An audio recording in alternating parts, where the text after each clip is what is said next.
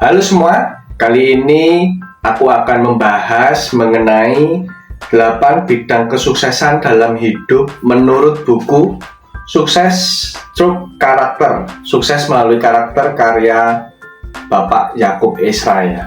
Buku ini sangat menarik dan cocok banget buat kita yang mau belajar mengenai karakter. Dalam buku ini dijelaskan bahwa ada 8 bidang kesuksesan dalam hidup.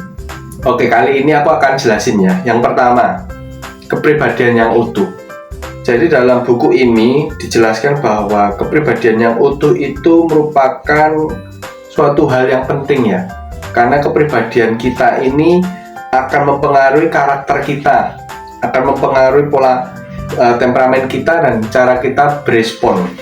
Dalam buku ini dijelaskan ya bahwa dengan kita memiliki kepribadian yang utuh, kita bisa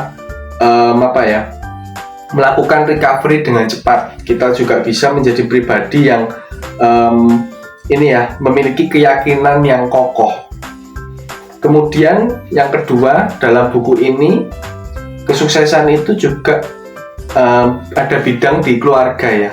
Jadi keutuhan sebuah keluarga itu ditentukan dari berfungsinya peranan dari tiap anggota keluarga. Bagaimana mereka bersikap dan bagaimana mereka saling melengkapi. Jadi kesuksesan yang kedua itu adalah kesuksesan di bidang keluarga ya.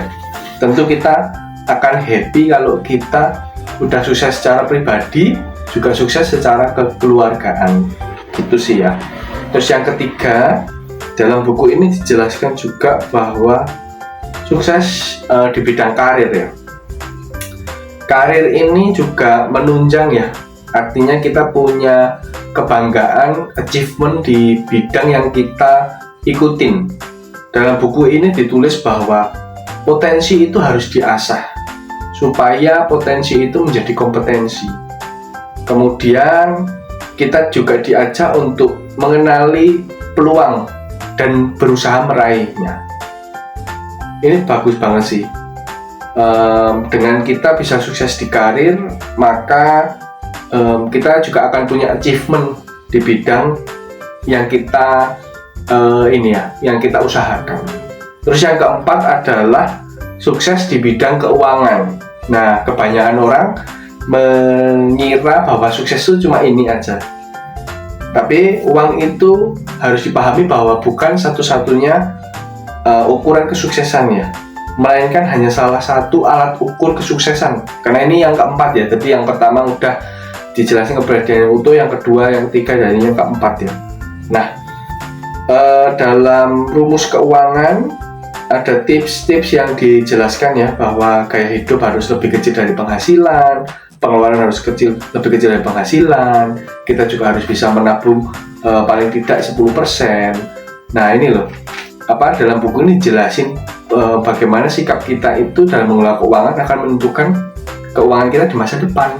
Jadi penting banget untuk kita juga belajar keuangan. Tapi ingat, dalam buku ini jelasin bahwa ini adalah alat ukur kesuksesan, tapi bukan satu-satunya. Terus yang kelima, kesuksesan di bidang kesehatan. Setuju banget ya, kesuksesan di bidang kesehatan ini sangat penting ya. Ya masa ya kali nanti udah sukses secara keuangan, sukses secara karakter, tapi malah sakit-sakitan, itu kan gak enak ya. Jadi dalam buku ini juga kita diajak untuk menjaga kesehatan.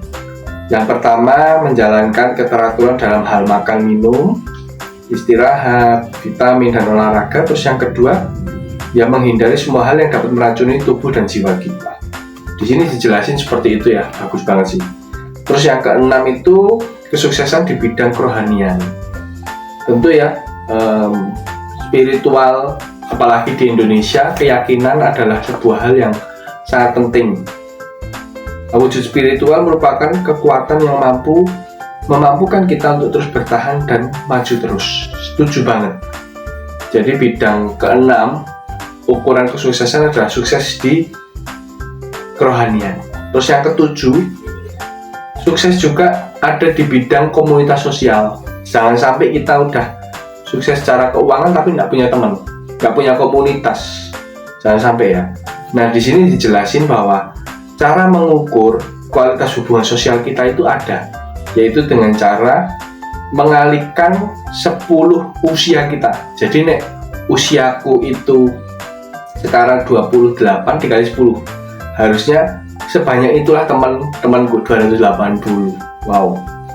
Yaitu adalah kategorinya ya bisa kolega, tetangga, teman, RT RW, lingkungan, teman-teman gereja dan lain sebagainya ya. Harusnya berjumlah itu kalau yang sehat.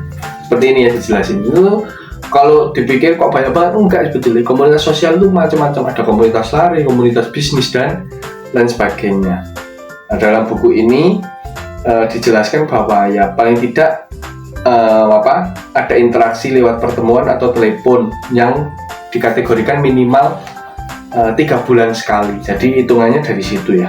Kita ketemu orang lain itu seberapa banyak. Nah, itulah interaksi sosial kita dinilai sehat dari ukuran itu. Terus yang ke-8, bidang kesuksesan yang terakhir adalah kemampuan pembelajar.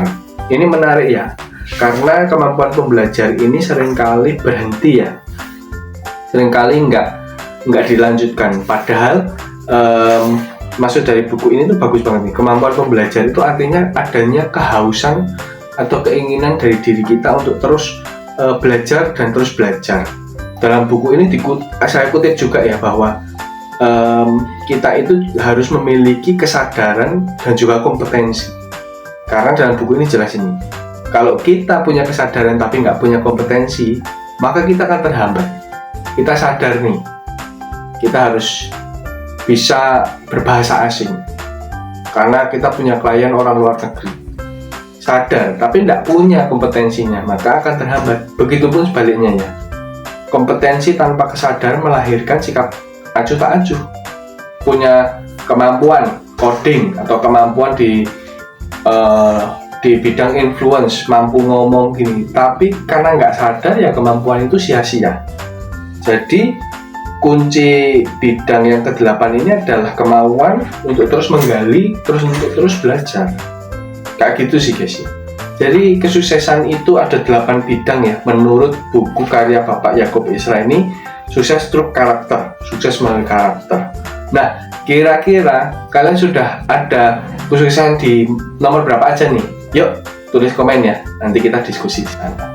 Oke, sampai jumpa di video menarik lainnya. Dadah.